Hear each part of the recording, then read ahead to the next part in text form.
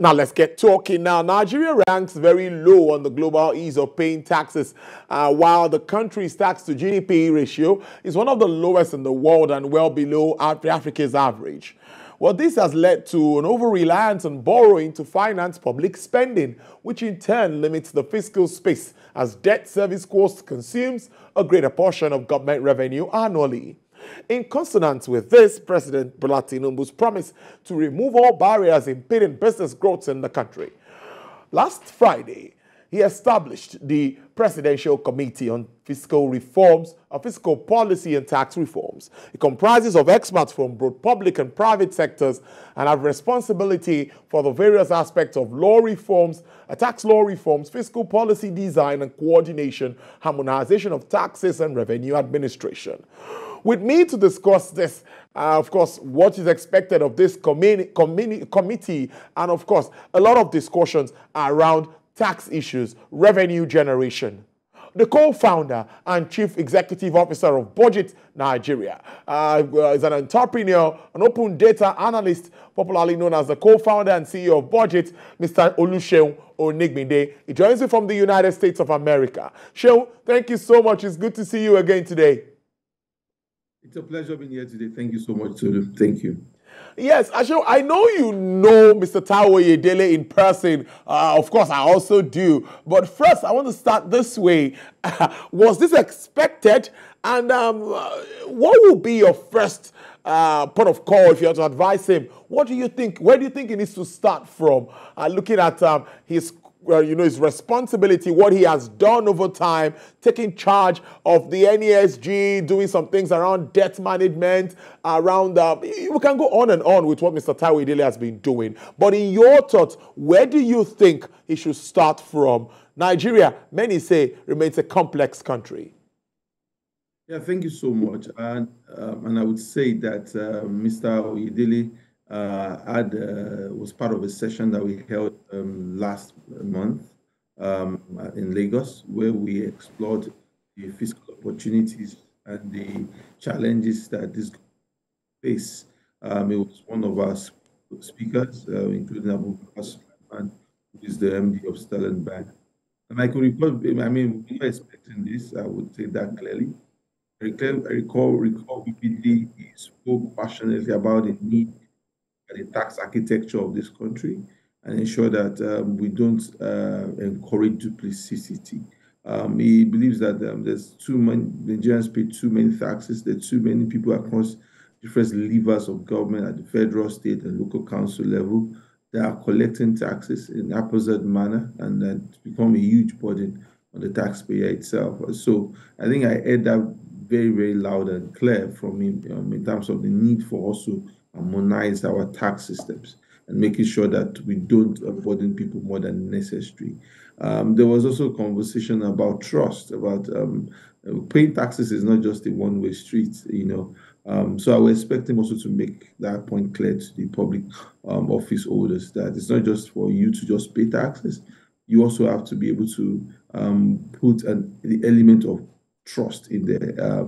We are paying, citizens can just keep paying, and we are funding the luxurious lifestyles of political office holders. There must be some level of accountability and engagement in how those taxes are spent, and there must be transparency in that way. When Nigeria wants to build a proper society, for years we've been heavily dependent on crude oil revenues, and because of that, we lost the opportunity in building a proper social contract where the people pay taxes in a significant manner, in a formal manner, if you also allow me to say that, and when also the people have expectations and also are curiously and constantly demanding accountability. So it seems that we have run out of options because our size of government, our infrastructure deficit, our human capital investment deficit is so huge that even oil receipts, maybe at 1.5 or 1.2 million barrels, cannot fix. So we are forced to now look inwards, and the only way to look inwards is to be able to apply taxation, which is to ensure that it is progressive as much as possible. He is also big on progressive taxation and removal of tax waivers. And those are the things I heard from him when he spoke at our event, that there are too many tax waivers and too many tax expenses on the side of government that has to be significantly reviewed if we are going to be able to get the kind of results that we have. I'm excited about his appointment. I think for years, I mean, his name has been synonymous with taxation and fiscal reforms. And even though he's a partner at PwC, and he also had this activist bent to his conversation to say this is right, this is wrong, and should be improved, and this not should be this should be changed in some sort of way.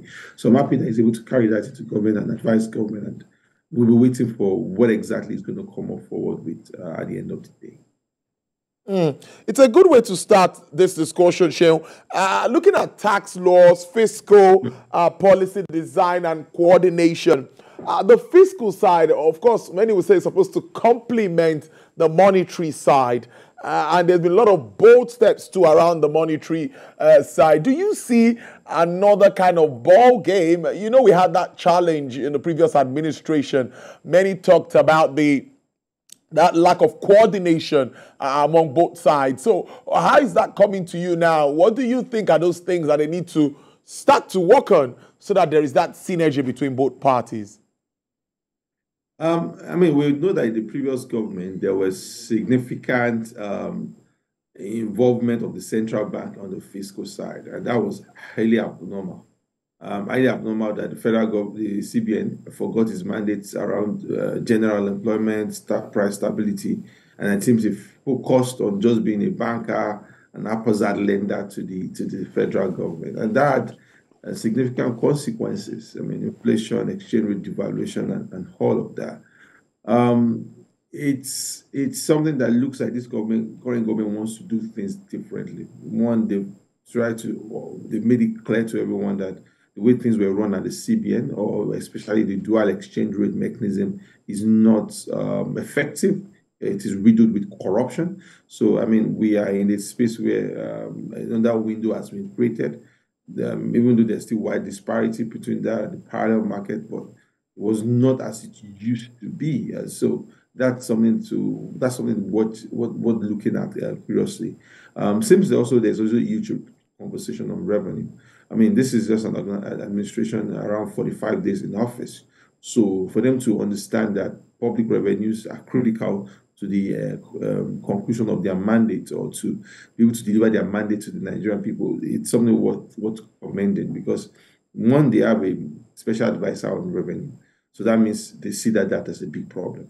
Two is also that they have also now set up a committee to look into how to reform the tax systems and how to also reform the fiscal environment. We'll see how that goes. But I think seeing not just that we can print our way, because the actual spending within the life of this organization, administration has not started. So maybe the previous budget is still in play. They're not putting down their own programs forward. But we will see all of that as it goes along the way. But I think them seeing revenue as critical, and they need to pay attention to it, is something worth noting. But there are also other concerns about if there will be accountability and transparency, if there will be efficiency in the collection. Those are the things that has to come into play. There's a different thing to understand the problem. It's another different thing to restrain yourself, from abusing the entire process and delivering suboptimal results for Nigerians. So Nigerians are watching, but I think so far so good.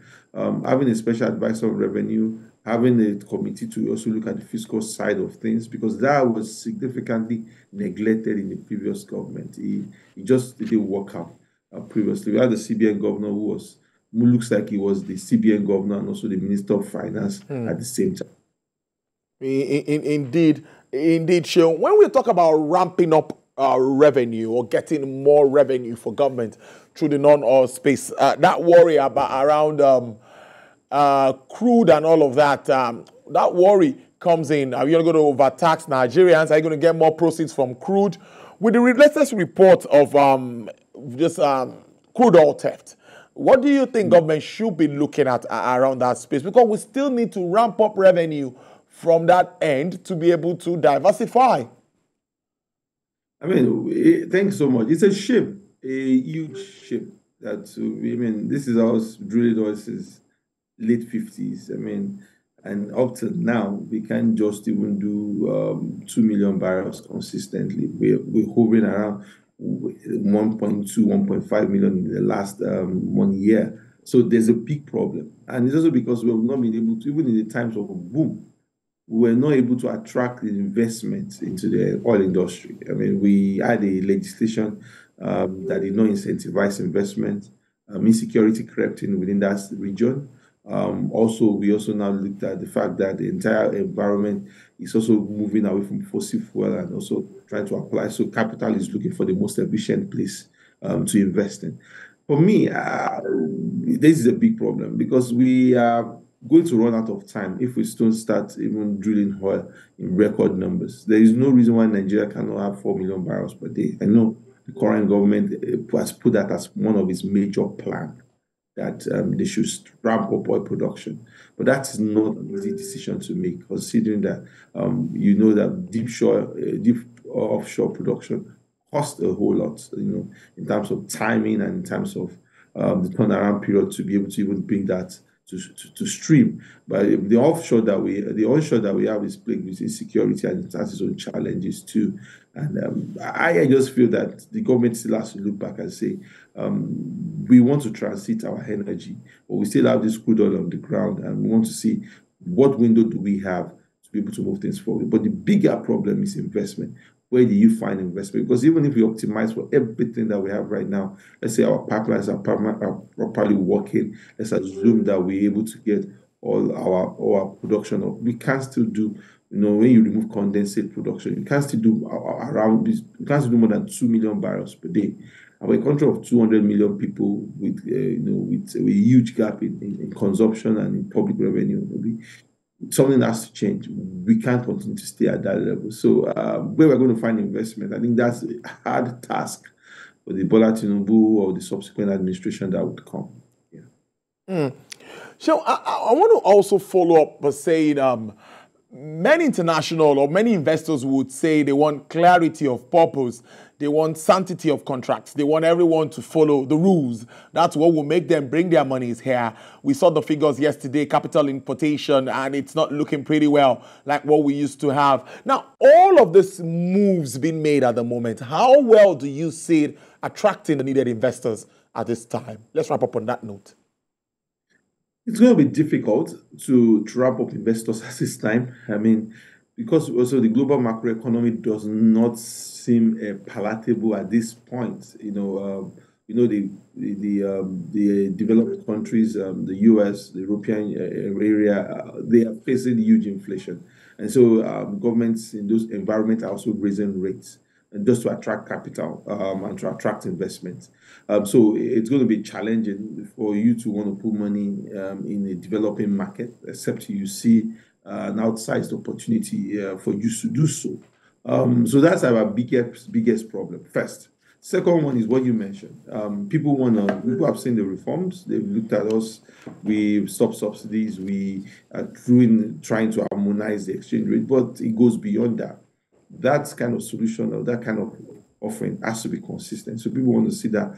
What would that look like in the next 6 months? That's number one. So believe me, we are not going to get those. It's not like as if we turn off a tap and we turn on a tap when it comes to global investment. Either you are talking about portfolio investment or direct investment. And third thing is also the rule of law. We can't just say we want to just do this without not having a strong judicial system, a free entry, a free exit system that is painless as much as possible. I mean, if investors don't have those things as conditionalities, then definitely it's as if they just want to fritter away their money. So we have to be a country governed by the rule of law. And if the current government has something called out for it, they must show to investors inside and outside the country that they are country funded on the rule of law, and they will ensure that in case of disputes or challenges, there's a judicial system that will only rule on the basis of fairness and justice and equity. So those are the things that has to come out of play for the Nigerian government. I don't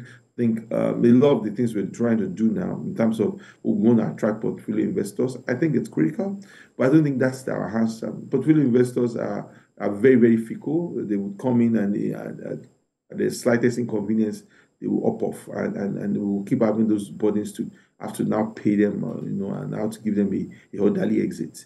For me, the hard part is just making sure that we're able to open new spaces within the economy that can attract foreign investment. I mean, look at the size of investment we attracted in the telecom sector within, the 2001 to the 2010 or 9 window. And this is kind of, we need to look for it. So it could be retail business, it could be fintech, whatever we want to make it to look like, it could be payments. We need to look for a different mechanism or a different lever within the economy and anchor our new investment drive on that. And that might be the answers to the kind of challenges that we are facing right now. Because for us to be able to get out of this challenge, we must mobilize domestic revenues as it's been seen as an urgent priority now.